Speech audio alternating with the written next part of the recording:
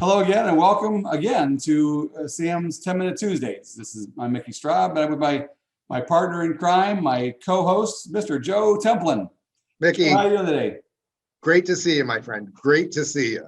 And likewise. Hey, well, today's topic is a great one. I know you've been talking about it the last several weeks, the need for a manager's playbook. And it's great to lead things by chance and kind of just by strong leadership, and that's all well and good. But I love your idea because it reminds me of a great quote that I heard many years ago called "The spoken word is ephemeral, but the written word is permanent." And that's what documentation, systems, processes all have to do. And sure love to hear some of your thoughts on that. I love that quote because having it written down means that it can pass down through generations. I mean, you and I still quote the common denominator of success, and that is 100 years old at this point, isn't it? We still glom onto that because there are still some truths in that. And this is one of the things that allows organizations, whether it's an agency, a financial planning firm, a corporation that makes widgets, to be able to pass down how they do what they do over generations. So it's not like they're going to be incredibly successful for 1 year because there was a Hollywood hit that mentioned their product. This allows them to be sustainably successful for 5 years, 10 years, 3 managers, 4 managers, 5 generations of leadership, like we've seen with some organizations across the country, just continuously being successful because not only do they have a way of doing it, but they have actually written down the way that they do it and literally have a playbook that everybody within that organization knows about, and everybody who's in management or leadership in any capacity contributes to and follows, because these playbooks get revised and reviewed because of the overall changes in society, changes in technology, changes in regulation, all that. But the core missions still continue on. And the buy-in to this organic document continues over years and years and years. And this is one of the reasons why, to the leaders out there listening to this, make sure that you have regular meetings with your team and listen as much as you talk. There's an old saying, you have 2 eyes and 2 ears and 1 mouth, and you should use them in that proportion. Leaders should do that, ask the questions, and get the buy-in from everybody so that the plan that they're working on, everybody believes in and will commit to. That will allow them to build their playbook. It can be tweaked over time. What kind of components are in this playbook as far as our industry goes? I know we talked earlier on a previous podcast about Southwest Airlines. Mm-hmm. They have a system and a process that's well documented, and they measure and monitor everything. Is there anything else you'd like to add about that company or others? Absolutely. There should be core values that they believe in. Mm-hmm. And these core values need to literally be right next to the door when you walk into that office so that everybody sees them every single day. So that everybody understands what they're doing. For example, when at Notre Dame Stadium, you go out of the locker room heading towards the field, you see the sign that says, "Play like a champion today." And every single Notre Dame player sees that sign and touches that sign on the way out to that field every single time. Management within our world needs to have the equivalent of that. It needs to be repeated so often that everybody in the organization knows. For example, everybody in my organization knows we help people. That is our core mission. Everything that we do, whether it's financial planning, building the intro machine, writing books, volunteering, everything is built around that concept of we help people. So if your core mission is to build financial security or what have you, that needs to be seen everywhere. That needs to be on the website. Everybody needs to know that. When you're interviewing people to come on into the organization, They need to know that they are buying into this.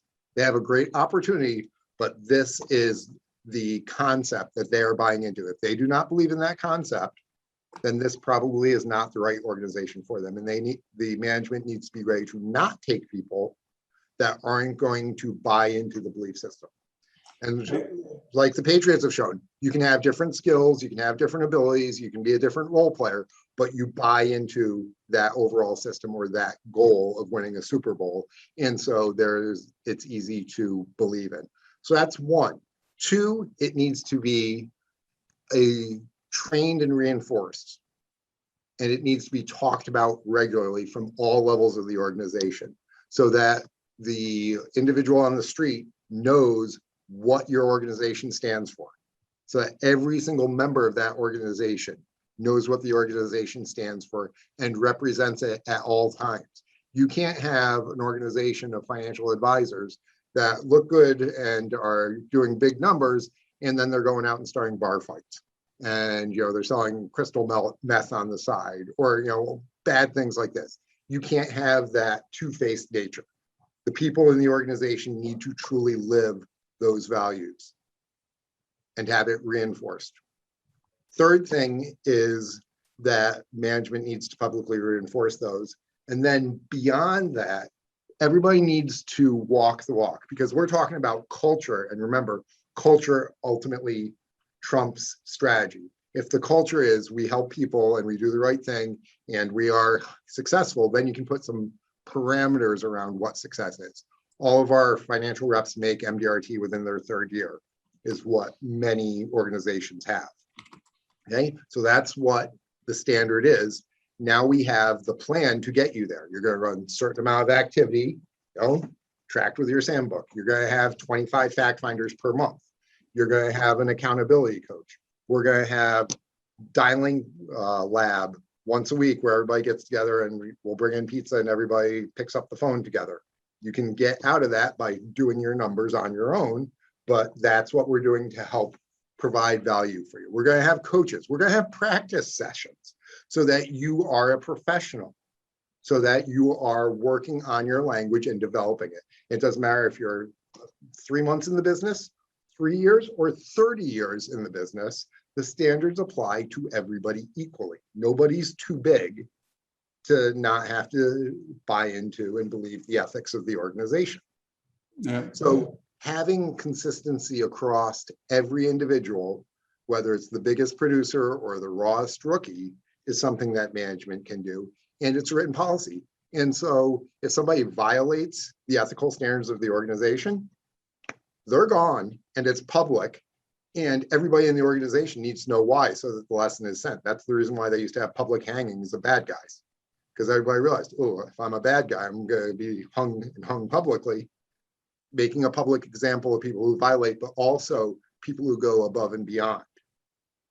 Yeah, I think I can't stress enough the need for the values be clearly stated up front, and then the manager's playbook to reinforce those values, the systems and processes that Michael Gerber talks about in E-Myth, and I know two of my favorite value statements that seem to really fit their companies.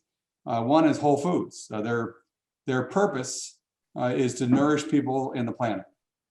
Like, that's pretty clear and concise. But BMW is even better. Theirs is to enable people to experience the joy of driving. That they are the driving experience. So that's what they plug and they emphasize and they reinforce. Those are all great ideas. And by the way, this wasn't planned, but I'll give a little plug for a little book I wrote called The 10 Commitments of Successful Leadership.